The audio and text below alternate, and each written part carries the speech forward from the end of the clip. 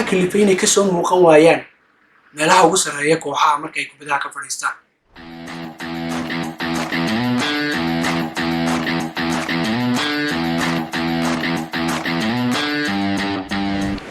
assalaamu calaykum, soo dhawaada oo mar kale iyo aago football show oo idinle nagu soo dhawaada. kale waxaan rajaynaya xilligan inaynu taageerayaal ama daawadayaal fiican leenahay haddii ilaahay idmo, inkastoon weli khadka ku cusubnay, laakiin waxaan idin leenahay soo dhawaada oo idinkuna haddaad nagu cusubtiin ood hadda aragteen channelkayaga, waxaan idin leenahay subscribe dhaha oo share dhaha oo commentka soo dira oo wixii fariimo ahaa aad qabtaan amba dhaliileed qabtaan xagga hoose noogu soo qora oo noogu soo dira emailkaygan hoosta dhigi doona haddii ilaahay dhaha. waxaa kaloon idiin sheegaynaa wixii fiidiyoyaad haysaan amba ciyaarihii hore ku saabsanaadaan amba ciyaaraha dalka gudihiisa ku saabsanaadaan nala sheer gareeya. wixii aqoontaada eed sportska ka taqaano nala sheer garee. su-aalaha nala sheer garee. kolley waanu idiin soo dhigi doonaa bartayda pageka hoostaanu soo dhigi doonaa ee Facebook. waxaa kaloon soo dhigi doonaa insha allah markaan Twitter samayno, weli maanaan diyaarinin. marka insha allah waxaan rajaynaynaa inaynu xaggaa kasii anba qaadno. videoga maanta maxaynu kaga hadlaynaa waad umalaynaysa topic xasaasiya. waxaan u malaynaya qofna aanu jeclaysaday inuu amba ka hadlo amba waqtigan xaadirka in adduunka kaga jirno waa 2020 inay cidiba ahayd inay ka hadasho oo ahayd wax u baahnaa beri hore laga yimaado. topicaas waa topica cunsurinimada amba dadka madow lagu hayo. sida timiday maanta kow ka ah kolley inaad la wada socotaan adduunku ka wada qaylinayo dhacdadii ka dhacday magaalada Minnesota ee ninka madow lagu dilo askarigu ku dilay adduunka oo dhan siduu uga qayliyo oo aad moodo intan inagu aynu jirnay malaha baabiyeyaashan jireen inaanay u saamaynin dadka madowga ah amba dadka kale ee madowga taageera siduu dhimashadan u saamaysay oo moodaysa isbeddel badan already in la sameeyey dhacdooyinkaasi dhacay. waxaan ka hadlayaa dadkii sida fiican u doonayay isbeddelka ee aan xumaanta kala wadin. isbeddelkaasa madowga inagoo weli ku guda jirnaa ayaa waxaynu ka soo qaadanaynaa inagoo siyaasadda qaybteedii ka hadlayn oo ay dad ka hadlaa jiraan amba youtuber ha noqdaan amba news channels ha noqdaan amba meelo loogu talagalay. inagu qaybta ciyaaraha ayaan jeclay inaynu ka qayb qaadano, inaynu cunsurinimada xaggii ka taagantay ka hadalno. waynu daawanay ciyaaro badan oo ciyaartoy garoomada ku jira lagu cunsuriyadaynayo amba daanyeera loogu waco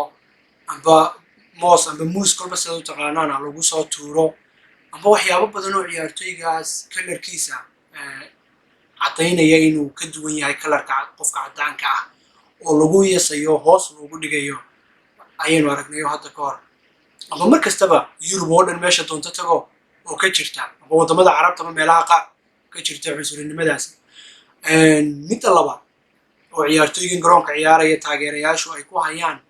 kasii daran ayaa waxa ah oo isweydiin leh maxaa kalifay ciyaartoydii waaweynaa ee afrikaanka ah ee kooxaha yurub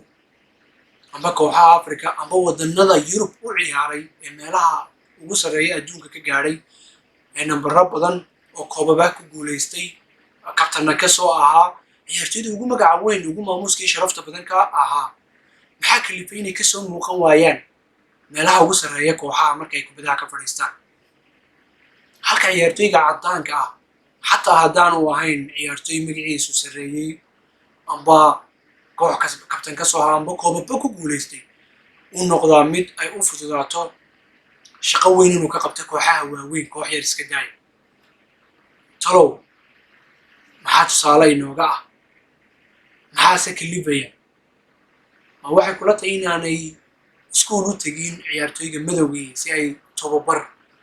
u geliyaan kooxaha waaweyn ee yurub iyagoo aaminsan kalarkooga awgii inaan loo siinayn shaqo weyn? mise wax kasta oo qofka caddaanka ah amba ciyaartoyga caddaanka ah ee la ciyaari jiray uu sameeyo uu ku soo qaatay iskuul intuu soo sameeyo ayaa cunsurinimo awgeed loogu yeedhi waaya? tusaale ahaan waxaan ka hadli doonaa ciyaartoyga ugu horreeya midowga Dwight York oo uu ciyaari jiray kooxda Manchester United oo ahaa xidigii ugu cadcaddaa markay Manchester United 99 ku guulaysanaysay saddexda koob ee ciyaaraysay oo ahaa xidig aad Manchester uga cado xidigyada ugu waaweyn ee ay ku taanta ka mid ahaa amba Yurub ugu weyn oo ah ciyaartoy midow ayaa marka uu ciyaaraha ka fadhiistay sida caadada waa ciyaartooyga doonaya inay coach noqdaan iskuulkii u tegay shahaadadii ku noqon lahaa tababare soo noqday ciyaartooygaas oo uu laylini jiray ama tababari jiray tababarihii weynaa ee adduunka oo dhan sharafta ku leh ama magaca weyn ku leh Sir Alex Ferguson ciyaartooygaasi ayaa wuxuu isku dayay inuu tababar kooxaha heerka labaad amba heerka saddexaad ee Ingiriiska inuu tababara ka noqdo markastoo shaqa soo baxda CV-giisa gudbisto xataa markii heli waayey cid kala soo hadasha amba u soo bandhigta xataa interview in la waraysto oo ciyaartooyga in laga waraysto khibradiisa ciyaareed ayaa wuxuu adeegsaday coachkii Sir Alex Ferguson oo ah coach aad u weyn oo dad kasta amba cid kasta sharafto inuu bal caawimo ka helo amba taageero oo taageeranimadiisa ugu gudbiyo